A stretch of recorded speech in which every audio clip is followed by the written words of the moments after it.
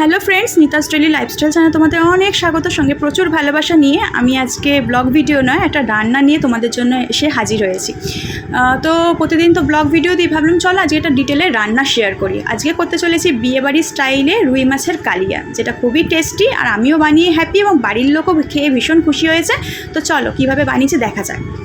তো আমি এখানে 3 পিস রুই মাছ নিয়েছি, সেটাকে ভালো করে ধুয়ে নুন হলুদ মাখিয়ে নিয়েছি। তোমরা অবশ্যই কাতলা মাছও এই রেসিপিটা ট্রাই করতে পারো, সেটাও দুর্দান্ত হবে। আর একটা ভাজা মশলা করতে চলেছি। কড়াইতে দেখো দিয়ে দিলাম একটুখানি দারচিনি, তার মধ্যে একটা এলাচ, একটুখানি গোটা ধনে, একটুখানি গোটা জিরে, সেটা একটুখানি শুকনো খোলায় নেড়ে নিচ্ছি ভাজা মশলা বানানোর জন্য। অল্প পরিমাণে বানালাম কারণ আমার মাছের পরিমাণটা ভীষণ কম, যদি এতটাও লাগবে না, তবুও তোমরা পরিমাণ অনুযায়ী আর কি বুঝতেই পারবে। দেখলে আমি যেরকম পরিমাণে দিচ্ছি নিশ্চয়ই তার থেকে বেশি বানালে বেশি পরিমাণে দিতে হবে মাছের পরিমাণের অনুযায়ী আর কি। আর এটা দেখো আমি একটু বেলুন চাকিতে গুঁড়ো করে নিয়েছি। এটা শিলনোড়াতেও গুঁড়ো করে নিতে পারো, কারণ অল্প পরিমাণ মশলা হলে সেটা তো আর মিক্সার গ্রাইন্ডারে গুঁড়ো করা যায় না, তাই আমি ওইভাবে বেলুন চাকিতে গুঁড়ো করে নিলাম। এবার তেল গরম হতে ওর মধ্যে মাছটা ভাজতে দিয়ে দিলাম। আমি এই সময় মাছ ভাজতে এইদিকে আমি মশলাটা বানিয়ে নেবো। তো তার জন্য দেখো আমি মিক্সার গ্রাইন্ডারে দিয়ে দিচ্ছি, জারে দিয়ে দিচ্ছি একটা গোটা পেঁয়াজ, মোটামুটি বড় সাইজেরই একটা গোটা পেঁয়াজ 4 টুকরো করে দিয়ে দিয়েছি। একটা মিডিয়াম সাইজের টমেটো, দু কোয়া আর কি রসুন, আর দুটো কাঁচা লঙ্কার পরিমাণটা কম বেশি করবে, যে যা ঝাল খাবে সেই অনুযায়ী। আর দিয়ে দিলাম হাফ চামচের মতো গোটা ধনে, হাফ চামচের মতো গোটা জিরে, অল্প একটুখানি পরিমাণে হলুদ গুঁড়োটা তুলনামূলক এই রান্নাতে কম যাবে। এখানে কাশ্মীরি লঙ্কার গুঁড়ো অ্যাড করতে পারো কালারের জন্য, কিন্তু আমার কাছে ছিল না বলে আমি এমনি ঝাল লঙ্কার গুঁড়োই দিলাম অল্প পরিমাণে, কারণ কালারটা তো নিয়ে আসতে হবে সেই কারণে। তো যাই হোক, ওদিকে ওই মিক্সার গ্রাইন্ডারে আর কি ওইটা মশলাটা করে নেবো। আর এদিকে দেখো মাছটা এক পিঠ হয়ে গেছে, অন্য পিঠটা উল্টে দিলাম। আমাদের বাড়িতে যেহেতু একটু ভাজা মাছটা আর কি, মাছটা কড়া করে ভাজতে হয়, তাই কড়া করে ভেজেছি, কিন্তু এই রান্নাটা মিডিয়াম ভাজলেও হবে, ঠিক আছে। তো আর আমি রান্নাটা সর্ষের তেলেই করছি, তোমরাও সর্ষের তেলেই করো। আর দেখতেই পেলে আমি জাস্ট দিলাম দারচিনি আর দুটো লবঙ্গ আর তেজপাতা ফোড়নে দিলাম। এটা ভালো করে একটুখানি সুন্দর গন্ধ বেরোলেই এবার পেস্ট করা সেই সব মশলাটা দিয়ে দিচ্ছি। এবার ভালো করে নাড়াতে হবে, এবং যতক্ষণ না, বুঝতেই তো পারছো, কষতে তো সবাই জানি, যতক্ষণ না তেল ছাড়ছে ততক্ষণ কষে যেতে হবে। অবশ্যই মিডিয়াম টু লো ফ্লেমে এটা কষাটা ভালো। তো কষে নেওয়ার পর এবার একটুখানি কষিয়ে নিয়ে আমি একটুখানি ওই মশলা ধোয়া জলটা দিয়ে দিলাম, যেহেতু মশলা ছিল, এটা দিয়েও আর একটুখানি কষে নেবো। তো এবার এইটাকেও ভালো করে কষিয়ে নেবো। এবার এর মধ্যে একটুখানি যেহেতু টক দই অ্যাড করতে হবে, তাই আমি 2 চামচের মতো টক দই একটা বাটিতে তুলে নিচ্ছি, নিয়ে ভালো করে ফেটিয়ে নেবো। একদম ভালো করে ফেটাতে হবে যাতে এর মধ্যে কোনো দানা না থাকে, কারণ না হলে যখন কষানোর সময় টক দইটা দেবো না, তখন কেটে যেতে পারে।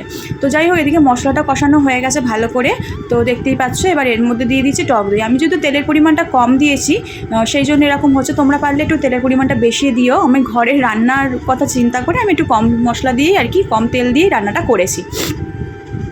তো যাই হোক, তো দেখতেই পাচ্ছ টক দইটা অ্যাড করে দিয়েছি। এবার এটাকেও কিছুক্ষণ সময় ধরে অবশ্যই লো ফ্লেমে এটাকে কষিয়ে নেবো। তো কষানো হয়ে গেলে এবার জাস্ট পরিমাণ মতো জল অ্যাড করার পালা, যেরকম যে গ্রেভি রাখবে, কারণ মাছটা ফুটলে একটু তো হলেও তো গ্রেভিটা ঝোলটা কমবে। এবার যে যেরকম ঝোল খাবে সেই অনুযায়ী জল অ্যাড করতে হবে। তো ভালো করে কষানো যেহেতু কমপ্লিট হয়ে গেছে, আমি এবার পরিমাণ মতো জল অ্যাড করে দিলাম। একটু রান্নাটা যখন করবে তখন একটুখানি ঝোলঝোলই রাখবে, কারণ পরে যখন ঠান্ডা হয়ে যায় না, বেশ অনেকটা টেনে নেয়, আমি লক্ষ্য করে দেখেছি। যেহেতু আমিও ফার্স্ট টাইম ট্রাই করেছিলাম, তো আমি পরিমাণটা কম দিয়েছিলাম জলের, আর এটা রেখে দিয়েছিলাম, কমই রেখে আর কি নামিয়েছিলাম। আর যখন খাওয়ার সময় দেখছি একদম শুকনো শুকনো হয়ে গেছে। তো পারলে একটু জল রেখো, যাতে লোকেরকে দিতে সুবিধা হয় আর কি। আর আমার যেহেতু ঘরে অন্যান্য রান্না ছিল, আমার কোনো অসুবিধা হয়নি। তো দেখতেই পেলে মাছগুলো যেহেতু ফুটে গেছে ঝোলটা, মাছগুলো অ্যাড করে দিলাম। এবার কিছু কিছু জিনিস অ্যাড করার পালা, যে এর মধ্যে এবার দিয়ে দেবো অল্প পরিমাণে গরম মশলা গুঁড়ো। তার আগে নুন দিয়ে দিচ্ছি, একটুখানি নুন তো আগে দিইনি, নুনটা দিলাম। এবার দিয়ে দিলাম পরিমাণ মতো চিনিটা মাছ দিতেই হবে টেস্টকে ব্যালেন্স করার জন্য। আর এবার দিতে হবে গরম মশলার গুঁড়ো। এখানে যে ইনগ্রিডিয়েন্টসগুলো দেওয়া হচ্ছে প্রত্যেকটা দেওয়ার চেষ্টা করবে, তাহলেই প্রমিনেন্ট রান্নার টেস্টটা পাওয়া যাবে। তো দিয়ে দিলাম গুঁড়ো মানে গরম মশলার গুঁড়ো, একটুখানি ঘি দিয়ে দিলাম। দেওয়ার পরে ভালো করে মিশিয়ে নিয়ে এবার এইটাকে একদম লো ফ্লেমে 2 মিনিটের মতো ঢাকা চাপা দিয়ে রেখে দেবো, জাস্ট 2 মিনিট, ঠিক আছে।